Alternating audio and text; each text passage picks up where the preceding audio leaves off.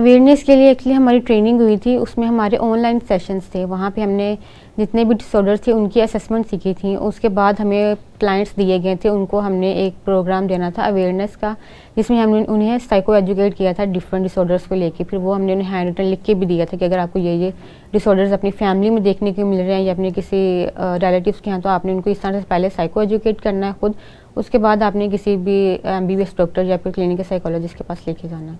ठीक है, चलें, ये तो हो गया, हमने एक बैकग्राउंड पे डिस्कशन सारी की कि क्लिनिकल साइकोलॉजी क्या है, किस तरह आप फील्ड में आई और क्या क्या मसले हुए।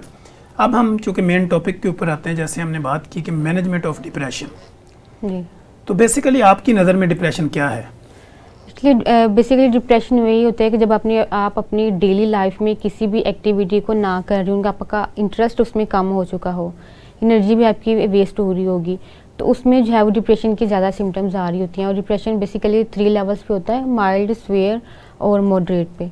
माइल्ड जो है वो घर में साइको एजुकेट के साथ और 1-2 ग्रुप एक्टिविटीज़ के साथ आप डील कर सकते हैं, लेकिन जो स्वेयर है उसके लिए आपको जो है वो साइकोलॉजिस्ट से रब्ता करना पड़ता है। वो फिर आपको डिफरेंट सेशंस प्लान करके देते हैं, साइको एजुकेशन एक डिफरेंट अंदाज में देते हैं, तो उसको फॉलो करते हुए आप उन्हें मैनेज कर सकते हैं।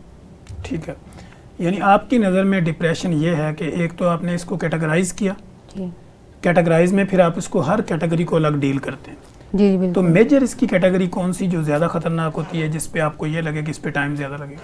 वो होती है स्वेयर। उसमें हम लोग जो है वो साइकोलॉजी के हवाले से उसको सेशंस में भी कन्वर्ट कर देते हैं और उसके बाद हम उसको एंटी डिप्रेसेंट भी देते हैं। ठीक है। समटाइम ऐसा होता है कि वो फैमिली के साथ हो तो बहुत ओवर कंट्रोल हो जाता है, वो थेरेपी से भी कवर नहीं हो रहा होता, उसके साथ उसके कुछ डिफरेंट मेडिकल इश्यूज भी आ जाते हैं, तो फिर उसमें उसे जल्दी रिकवर करने के लिए एंटी डिप्रेसेंट दी जाती हैं, जिसमें मोस्टली लिथियम यूज़ होती है। ठीक है। बाकी की जो मेडिसिन होती है वो डॉक्टर खुद डिसाइड करते हैं उसके अकॉर्डिंग टू सिचुएशन, और उसकी जो उसको कुछ एलर्जीज वगैरह भी होती हैं, कुछ उसकी बॉडी को सूट भी कर रही होती, नहीं भी कर रही होती, ठीक है। तो वो फिर उनका चेकअप करने के बाद टेस्ट वगैरह, उसके बाद उन्हें एंटी डिप्रेसेंट लिख कर देते हैं।